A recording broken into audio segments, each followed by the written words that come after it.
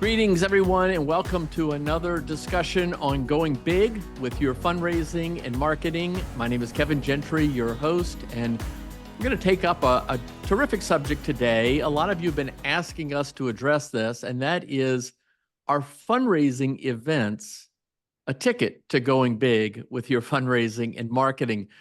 Some people question the effectiveness, the cost, especially the indirect costs of staff time that go into the planning. Others have different views of how they can be utilized, their purpose, really how they can advance either the objectives of the organization or to strengthen the brand. But I'm really pleased to have with us today Ron Nehring. Ron delivered a terrific presentation earlier this summer at an international fundraising conference that I was a part of, sponsored by the Leadership Institute. It was in London. And Ron has really perfected this from his own experience. Now, Ron runs the international training programs for the Leadership Institute. This is a particular presentation he gives that is largely the product of his having served as the Republican Party chairman in San Diego, California, and then the state party chairman in California, where he took a situation where he took office where the state party was deeply in debt and left office with quite a sum of money in the bank. And one of the vehicles he utilized very effectively was fundraising events. Now, he's going to share a presentation today that's largely geared towards political activity, but so much of it can be applied to nonprofit activity as well. I don't want to belabor this. I want to turn it over to Ron Nehring. You and I have known each other for a long time. You've had quite the history as you were the state party chairman in California. You took up the role of running as the Republican nominee for lieutenant governor in California in 2014. That was very good of you to do what no others were unwilling to do. And in the process, running against Gavin Newsom, you got a very respectable 43% of the vote in a tough state. There are not many people who can say they ran for office and got over 3 million votes. But I know you went on to become the national spokesperson for Ted Cruz when he ran for president. And now, amongst many things, you run the international training programs. I caught up with you over the weekend when you were in Australia. Now you're back in California, getting ready to leave again for London. But Ron, I'd like you just to take it away. Give us a sense for how you view events. And then I think you have a presentation you'd like us to walk us through. It's a great presentation. So take it away. Yep, here you go. Can you see my screen okay? Yes, looks great. Okay, perfect. Well, Kevin, thanks very much for the opportunity to share a little bit about of my experiences with fundraising events. Having been a Republican Party chairman for 10 years, I can't even count how many fundraising events that I've been a part of or organized, et cetera. And so I'm delighted to be able to share some of those lessons with people who are on your program today. So I'm going to skip ahead right to you've seen my background, so we're going to go right to this, which is the donor pyramid, which is an important starting point for us to take a look at the totality of our fundraising programs. And this is my take on the donor pyramid, which is a little different than some other people's takes, but let me walk you through the different levels of it and then see where fundraising events fit in. And, of course, we start with the base of our donor pyramid. There are the greatest number of donors who can make small gifts. And these direct response donors tend to be very issue driven, and we reach them through the mail and online. These are not the people who are going to reach through lunches and dinners, because, if you do a dinner for someone and that's $100 and the gift is only $35, only the government can square that math. So that's not, where our events are aimed at, but rather there are in any donor universe donors who can make a bigger gift than they would typically give through the mail or online. But they won't do that unless they get to go to something, because for them, giving is like expensive dating. They want to go to something. They want to have their picture taken, or they want to meet someone, or they want to build fellowship with other people. And these are what we call our social donors. And these are the people who we primarily reach through events. And then you have the very top of the donor pyramid, where a lot of those people who are making the really big gifts their social calendar is full. They don't tend to go to as many fundraising events as your social donors do, although some of them do, but they might be more specialized events and so on. And then all of this is built upon a positive volunteer, donor, and activist reputation and experience. And that is that chances are many of the people or some of the people who you're reaching out to have already heard of your organization, and that reputation needs to be a good one to make them more inclined to be willing to give or at least listen to what it is that you have to say. Here's what we call the donor cultivation cycle. And then there are several points in this cycle where events can play a role. So we have in the beginning part of the cycle, we identify a donor or potential donor. We then qualify them to see, is there some reason why we believe that they might be willing to give to us? Then we go about cultivating that relationship, building that relationship. When that's ready, we make the solicitation. If we receive a gift, then we acknowledge it, and then we move on to stewardship. And there are multiple points in this donor cultivation cycle where events can be appropriate. Let me list just 3 of them here on this slide. First is events can be used to help identify new donors or prospective donors, friend raisers, et cetera, encouraging donors to bring with them, people who are not currently contributors, bring a friend, bring a colleague, bring a family member to an event. So there's an identification component that can be part of an event. We have solicitation events, which is what we traditionally think of a fundraising event being, where we're selling tickets or there's a price of admission. That's what the common belief is that fundraisers are, and many fundraising events are, and probably a majority of them are solicitation events, but others are stewardship events where you're not asking for money at all. You're actually stewarding the gift that donors have previously given. Maybe you're giving them an opportunity to sit down with an elected official or a candidate or a policy expert, et cetera. So it becomes part of the stewardship process. These events can range from being very small, intimate events like a luncheon at someone's law firm, or to a big traditional fundraising event, to an event that might be at someone's home or their office. So events can take a wide variety of sizes and shapes and formats, and I'll walk through some of those options. Let me first begin with, there's plenty of reasons why not to do major, big fundraising events. They're complicated. They can take an enormous amount of time. There's risk involved. What if nobody shows up? What if you're 3 weeks out and only 4 people are scheduled to come? So there is risk there that is not present in personal solicitation, fundraising in the same way, or in digital fundraising. Digital fundraising, you send out an email, nobody responds, no big deal. But you hold an event, nobody comes, and then you're on the hook for the cost of the event. So there's a different component of risk involved. They could be expensive because you're buying dinners for people or lunches, or you're buying something. The cost is much higher than if you're just doing an email campaign, for example. If you're going to do a regular event like an annual dinner or an annual luncheon, those events take time to become part of the culture, part of the giving culture for your organization. In San Diego, I started the Lincoln Reagan dinner in 2002. That still goes on today, 22 years later, and it's consistently grown. Today, it raises $400,000 each time, but when I first started it, it raised $20,000. So those events, major events that are regular, take time to become established. And often more funds can be raised through other means. If you can raise more net dollars in a sustainable way that maintains your donor pipeline through personal solicitation or other means, then maybe you don't do events at all. So there are a number of different reasons why not to do your big traditional fundraising events. On the flip side, there are reasons to do that. For example, it has the potential to raise a large amount of money from a single project. There's a component for socializing and networking that doesn't really exist through the mail or other means.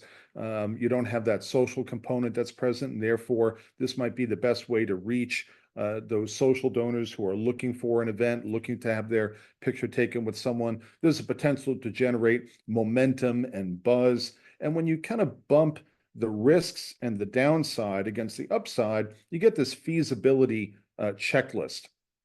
And it starts with, does your event have a clear purpose? Is this a solicitation event? Is it a stewardship event? Are we trying to do two of these things? Are we trying to identify new donors, maybe in a market where we think we have some upside potential? Does your event have a clear purpose? Are there a sufficient number of donors in the area or willing to come to your destination to make it worthwhile? Does your organization have a track record, and does the individual responsible for the event have a track record?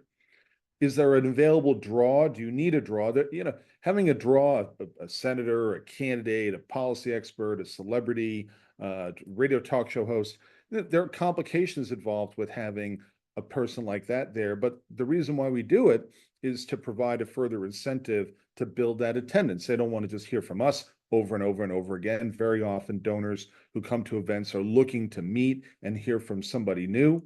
And does your organization have the bandwidth available? Events always take more time and effort than we anticipate that they will, particularly the first time around. Do we have that bandwidth available? And are we willing to accept the risk if there's a downside, or we're willing to accept that and say, this event may not be as big as we want it to be. Should we go forward with it anyway? So when we're making decisions about the event, we have to think in terms of, number one, what is our primary purpose for the event? Is it prospecting? Is it solicitation, where we expect to make a net profit from this event? Or is it a stewardship event? Or is it some type of blend between some of these? And there's an infinite variety of ways in which these can be combined. So what is the clear purpose for your event? And then what is the format? Is it going to be a lunch? Is it going to be a reception? Is it going to be a dinner? I'll tell you right now, I hate doing fundraising dinners because I got to buy dinner for everybody. I'm going to be on the hook for all of those. The costs are always high. I'm going to be limited in terms of the number of places which I can hold that dinner, as opposed to a reception, which is going to be more flexible. My favorite type of an event is a lunch that's hosted in somebody's office. And I've done plenty of these. I've done these for other organizations as well as those I've been responsible for. If someone comes in at a nice law firm and they tend to have very nice conference facilities, and we come in and we bring a lunch in, I don't have to buy a restaurant's lunch. I can have that catered in. I'm not wedded to a hotel's food and beverage selections. I have total flexibility. The facility is probably not costing me anything. I'm in and out. And my risk is low, my costs are low. It's an intimate type of event. Those are a lot of fun. And then in the middle, we have your receptions. And receptions are great because they can be flexible in terms of, I can take the same room, and if I have 100 people coming, I configure it another way. But if I have 200 people coming, I can do it in the same room by taking out some of the tables, reconfiguring it, maybe opening up an air wall if it's in a hotel. So I have lots of flexibility with a reception. And of course, it's going to be best if I can hold that in somebody's home, where I'm not going to have to pay the higher cost for a hotel. I'm not going to be limited in where the F&B is coming from and the like. So the first two decisions we have to make for the event is, what is the event's primary purpose? What type of format is it going to take? And then thirdly, what are our goals for that event? Do we want to identify new prospective donors who we can then follow up with afterward? Is it to get money in the door at this particular event in order to sustain operations or pay for projects that we want? And therefore, success is measured by the donor participation we have and the funds that are raised. So we need we have to think through, what are these three components? What is the purpose? What is the format? And what are our goals? There are three key decisions that you're going to make for any fundraising event that's going to really determine the upper limit of your success. What is your ceiling of success going to be for that event? That's going to depend on three things. And number one is that venue. That is going to box you in one way or another into a high cost model or a low cost model. The most expensive type of a venue is a unionized hotel. And I say a unionized hotel is going to be more expensive because it's not only that your costs tend to be higher because labor rates are higher, but you're also going to be locked in to the union's contract, and that is that, if you have to move a light, you're not going to be able to move it. The hotel has to move it, and it has to be the hotel electrician that does it. They have to unplug it and plug it in and move it somewhere else, and that's just going to ratchet up your costs for that event. Whereas I have the most flexibility if I'm at someone's home or their office, and that's going to impact my costs, the flexibility I have in terms of food and AV and equipment and staffing and so on.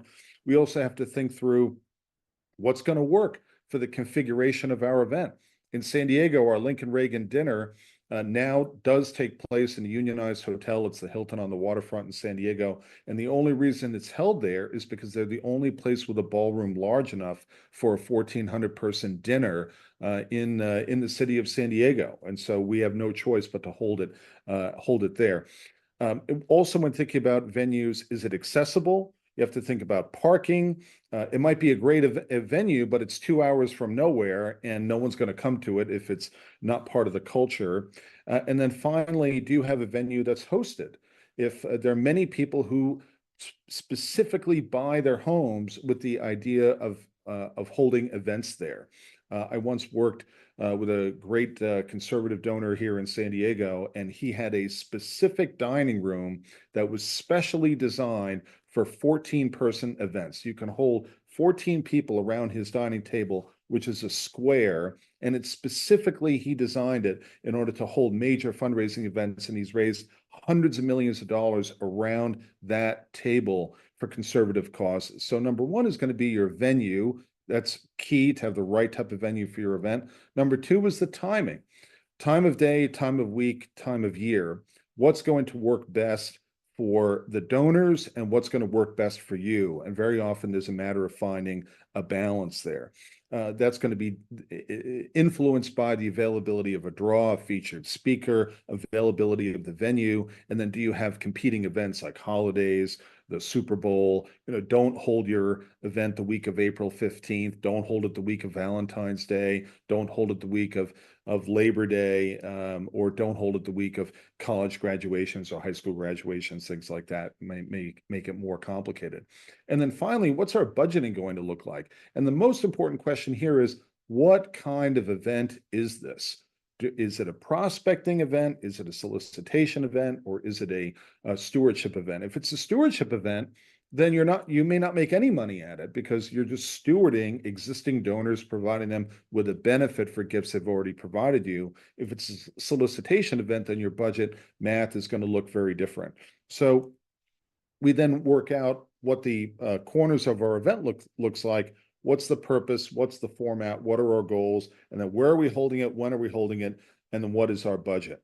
Once we have the outline there, then we have to fill the event. And here is where we have to recognize that event participation is a function of your relationships, intensity, and perceived value. And all of this has to be leveraged in order to maximize the attendance. The heaviest lift with any event is driving the attendance, and that's really the key. And for the larger events, here's the biggest lesson that I've ever learned in event fundraising, and that is that do not rely upon mass invitations or individual ticket sales for your major event. Major events succeed or fail based on sponsorships and table sales, not individual sales. If someone approaches a major event and we're just going to mail invitations out and the money is going to just come rolling in, the world doesn't work that way anymore, and it hasn't worked that way in decades. So here's how we need to get other people working for us. We need our donors working for us, and there's a way to make that happen. So we want to focus on leveraging relationships. And if we want to move the mouse, we have to move the cheese. So how can we structure an event and an invitation to get our donors to work for us to help to maximize the turnout of the event? For our Lincoln Reagan dinner in San Diego, which the Republican Party of San Diego still puts on, it begins with this. First, the event is not even open for individual ticket sales until 2 weeks before. The only way that you can sign up and commit to this event until 2 weeks before is if you put a table together or if you're part of someone else putting a table together. So invitations don't go out, sponsorship packages go out. So everyone who sponsored a table last year or the year before that, or anyone who the party has reason to believe would be willing to put a table together, they receive a sponsorship package. And the most important part of that package is what you see on the screen right now, and that is the seating chart. And what we want to do is we don't want to be Southwest. We want to be United Airlines or Delta, or worst case scenario, American Airlines, where we're not going to sell every seat for the same amount. We're not going to be Southwest. We're going to have a tiered structure. And let me walk you through that. If you take a look at the yellow tables here, you'll see that seat 21 and seat 50 are both the same cost. So that's probably a $5,000 table. So which table would, if you're going to put $5,000 down and put a table together for 4 or 5 couples, and you're going to pay the same amount, would you rather sit at table 21 or table 50? Well, of course, everyone would rather sit near table 21, sit at table 21, because you're going to look like a big shot, right? You're sitting all the way up at the front. You're just 2 tables away from the big tables, which are about 25 grand. And so this now creates an incentive, number one, for people to let us know early, to let us know right away, hey, call the headquarters, put me down for a $5,000 table. I'd like table 21. And then someone pulls out a Post-it note and they write the name of that table sponsor. Boom, that goes on table 21. Table 21 is taken. Someone calls in 5 minutes later, says they want table 21. That's gone. I'm going to have to give you table 20 or table 27. Which one would you like? And so you create an incentive for people to RSVP early and to commit early. And this overcomes one of the common problems with events, and that is people committing at the last minute. That creates huge problems for you as the organizer. It creates problems for budgeting. How many dinners am I going to have to buy, et cetera. So I've created now 2 incentives. The first incentive is that if you want to go to this event, you're going to have to put a table together. Now, that's not too difficult to do. A table of 8 is just 4 couples. A table of 10 is 5 couples. Well, you start with you and your spouse. Well, that's 1 couple already. Now I just need a couple of others. And chances are that donor knows of other people and they put a table together. So number one, now your donors are putting entire tables together. You're raising money, 2,500, 5 grand, 10 grand, 25 at a time instead of onesie twosies. The second incentive I've created is that we have an incentive to respond early rather than later. So now I have people who are working for me. And this is the whole magic of this event. Also included in the package is a cover letter, a flyer, and then the second most important document in the sponsorship package is the reply device. So here's the reply device for the event. You can see it on the screen. Look at the first option, presenting sponsor, $25,000, only 4 available. Platinum sponsor, and then the amount of benefits goes down with that. And so we want to incentivize people to sponsor at the highest level possible with the best benefits and come in early. So remember, this isn't an invitation to a wedding, right? And it doesn't behave like a wedding. You have to create the correct incentives so that you can leverage everybody's relationship to make the most out of it. Invitations are the beginning, not the end of interacting with the potential donor. If invitations go out nowadays normally by email, that's the starting point, not the end point of the interaction with the donor. So here's a couple of elements of a typical invitation. We provide social proof by putting names of event chairs and co-chairs there, that it's also a reason for them to commit early. We call people who are the biggest supporters early, ask them if they can chair, co-chair the event. And why? Because we're going to get the invitations out right away. And I'd love to have your name on it so that people know and you get some recognition for the support that you're giving. And then also is a signal to them that other people have signed up for this event. What makes for a successful event? It achieves your goals. It meets the expectations for attendance. That is, we don't have a lot of empty chairs. We've calibrated it correctly. The donors feel happy and respected. The principals, that is, the people who we have to satisfy, the president, the CEO, whomever, the board members, all the principals are happy, and you have a good to great experience. We have to put ourselves in the position of the person who's attending the event. We want them to have a great experience from the very beginning, from before the time they leave their home. They know what they're going, they know what the parking situation is going to be. There's going to be signage there. They're able to park easily. They're able to come in. They're not wandering around a hotel or wandering around some neighborhood. They know where to go. We put ourselves in their position, and we don't have any embarrassment. So we don't have any type of a flop that takes place. A couple of different types of events. Lunches are great because they're easy. You have check-in and the lunch itself. A reception and a meet and greet, they're next. You might have a tiered event. You might have a photo opportunity at 5:30 and the main event itself beginning at 6 o'clock. So you might have it tiered, and major dinners are the most complicated, where we're looking at a check-in, maybe a photo area, maybe we have a VIP reception and a general reception for a big event. Then we have the dinner, and then you might have an after party. At the Lincoln Reagan dinner in San Diego, the most popular part about it is the after party. As soon as everyone arrives, they want to get in the reception. As soon as they're in the reception, they want to get to the dinner. And as soon as they sit down for dinner and chat with their friends, then they want to go to the after party and relax a little bit. So it's very popular.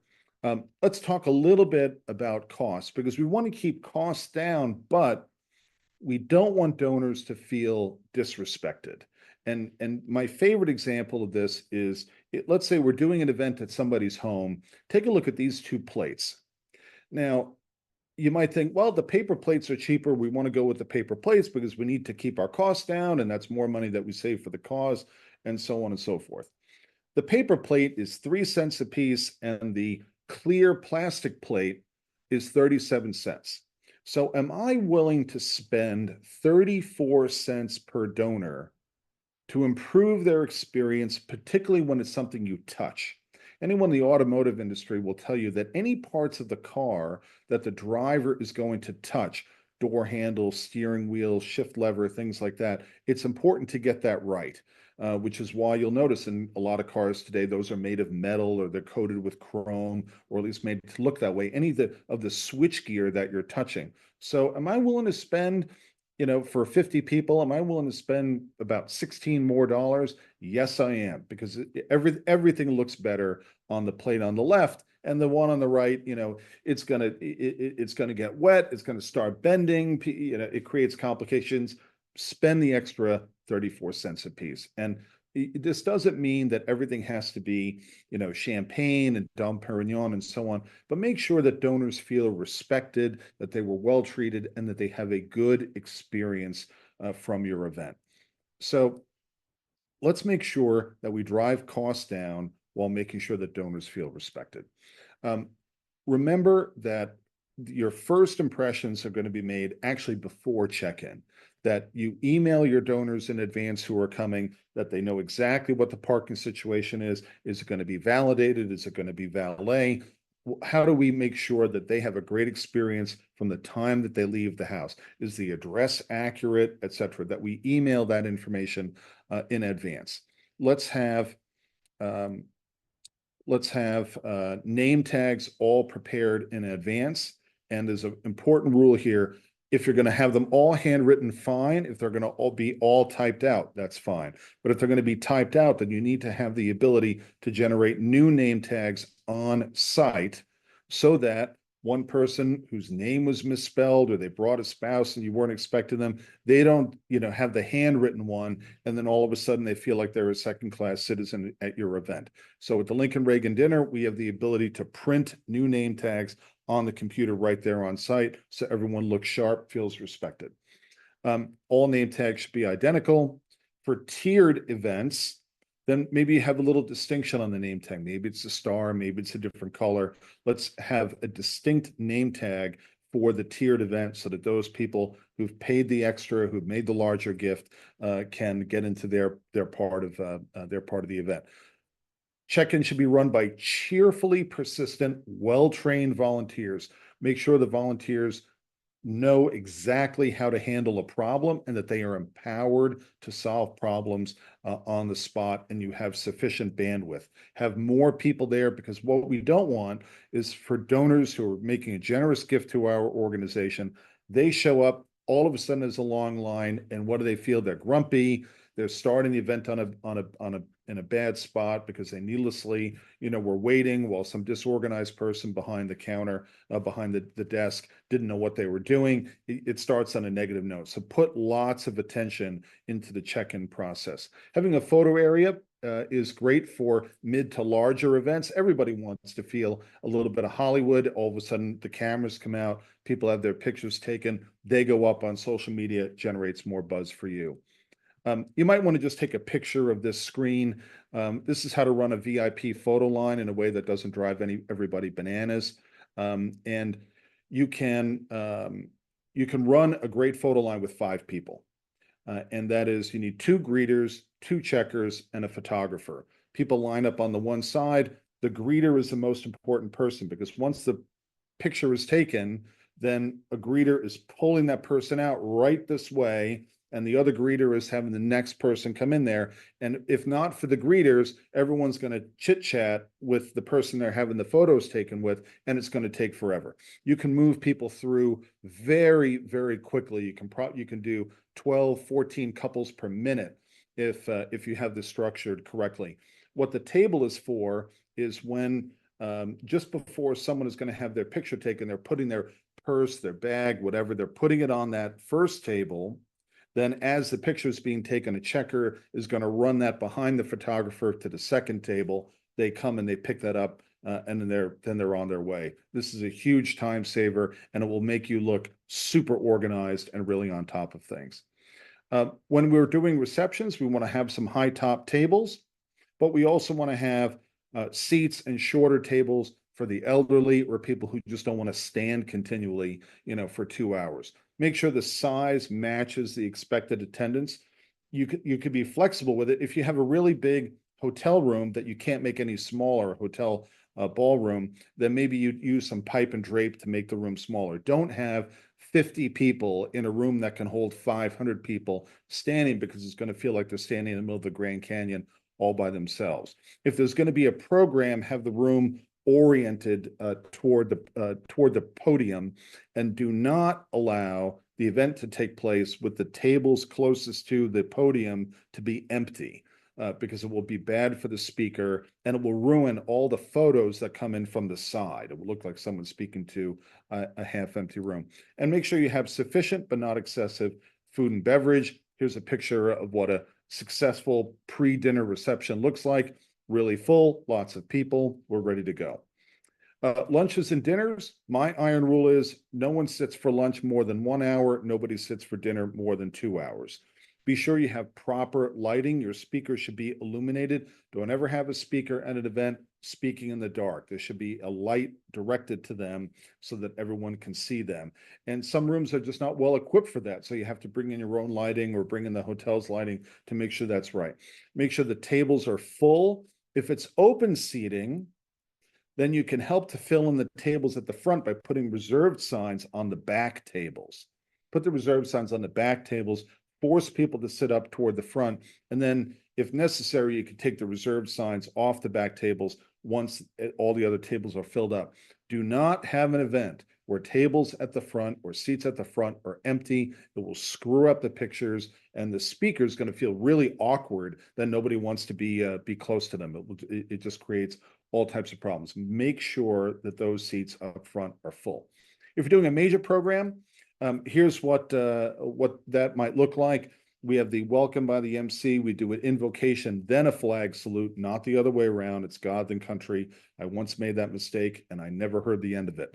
And so invocation, then flag salute. Then we have the meal. Then we have a program after that, and then we wrap it up. But don't take too long, and don't start the program right away as soon as people sit. Because when people sit down, they're going to want a little chit chat a little bit. And if you try to step on them with your program, it's not going to go well. Give it a little bit. The event needs a little bit of time to breathe. Let people get acclimated to one another, have their greetings, etc., and then go on with the program. A couple more things. I'm really a big fan of thinking through elements of social psychology and how we can apply that to make our events even more successful. And so here are a couple of social psychology principles and how we can apply them. The first is called social proof and group dynamics. What does that mean? Let's highlight donors, use testimonials, provide social proof, evidence that other people are supporting your cause, and that will make other people more likely to do that. It's going to show that it's safe and that you're endorsed, by these other people. Then there's a principle of reciprocity. People feel obligated to return value when they're being given value. So provide value up front. That can be in the form of information, opportunities, etc. If you're highly transactional, well, I'm only going to give you information, for example, if you donate, you're giving up the opportunity to generate that reciprocity. Next is scarcity and urgency. Why should someone give today as opposed to waiting 6 months from now? What is coming up that is important? Is it a fundraising deadline? Is it a reporting period? Is there an urgent project that we need to get off the ground? People are more likely to give when something is scarce, and time can be made scarce with deadlines. Commitment and consistency. People tend to want to be consistent with what they have said and done previously. This is why pledge cards are so valued in fundraising. Someone signs that pledge card, they can use if you can use their name publicly, for example, they've made a public commitment to you. Even if that initial commitment is very small, they're more likely to follow it up with a larger commitment in the future if you get that small public commitment early. So things like pledge cards can be really helpful there.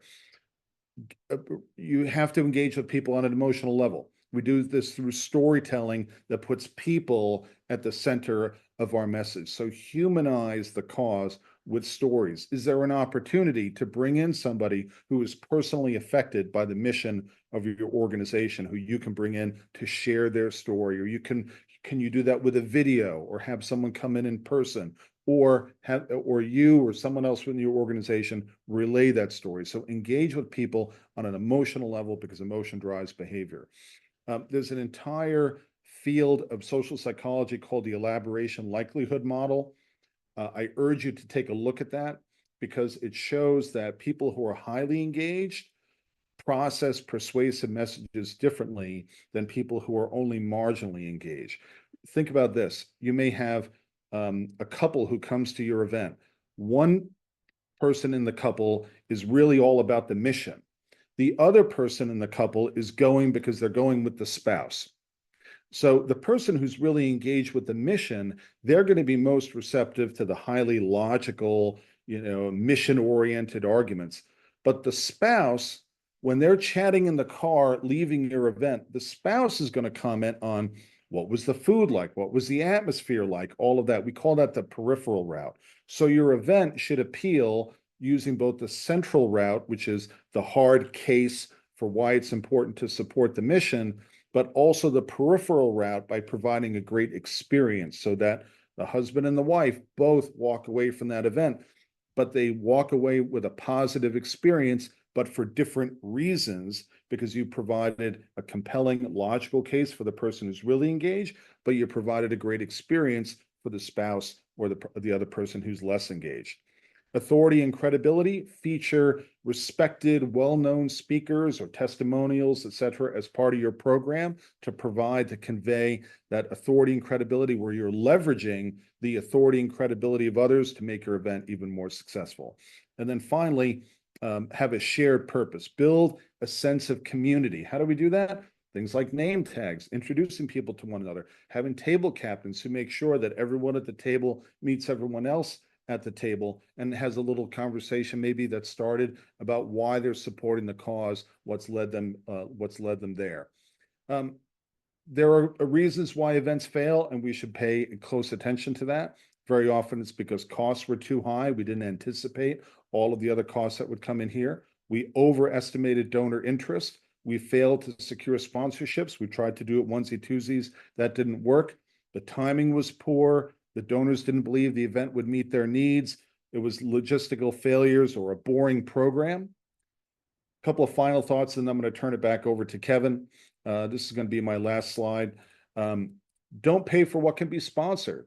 Again, there are many people out there who love to host events at their ranch, at their house, at their office. Hosted events are terrific. And by the way, the people who host them will very often help to fill the event because they want it to be successful.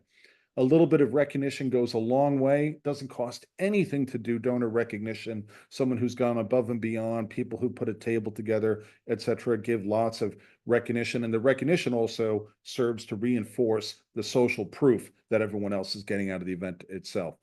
Treat every donor to this event as a potential donor for the next event.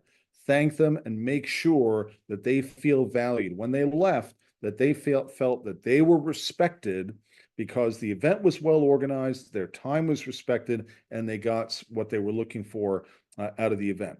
And promote it before and after through social media.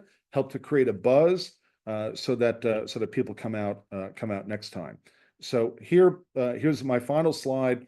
If you need to get in touch with me, here's a neat party trick. Just scan the QR code, click through. We'll give you all my contact information. And with that, I'm happy to answer any easy questions and hard questions I'm going to give to Kevin. Kevin?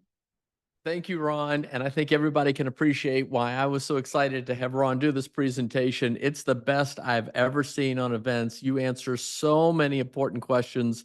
And frankly, you answer questions that we never even thought to ask.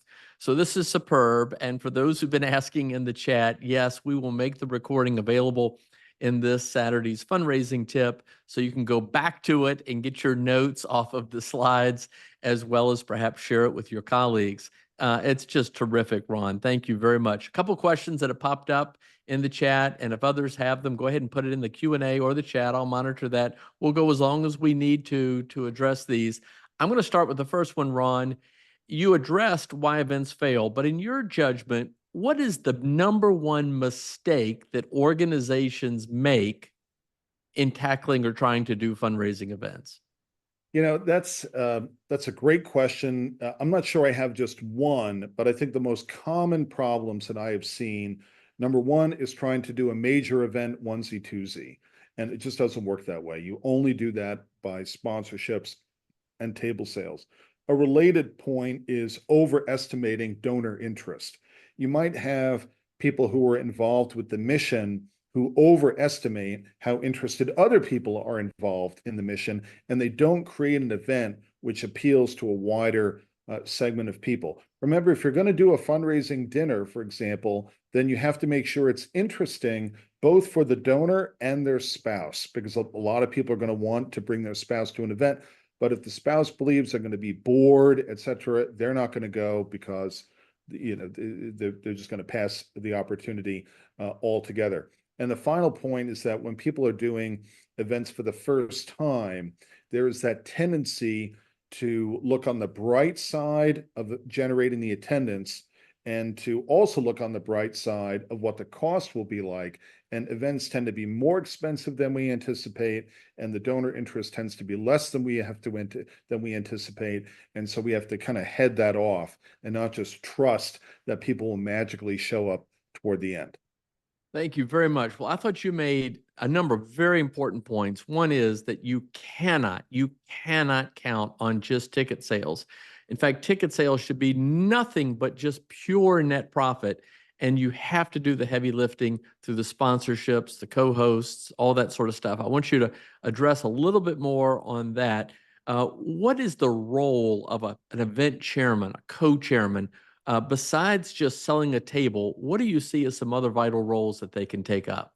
Well, a couple things. First is you're building a network of people with networks for your event, because no one individual is going to have enough of a reach that allows you to reach the maximum that event can do.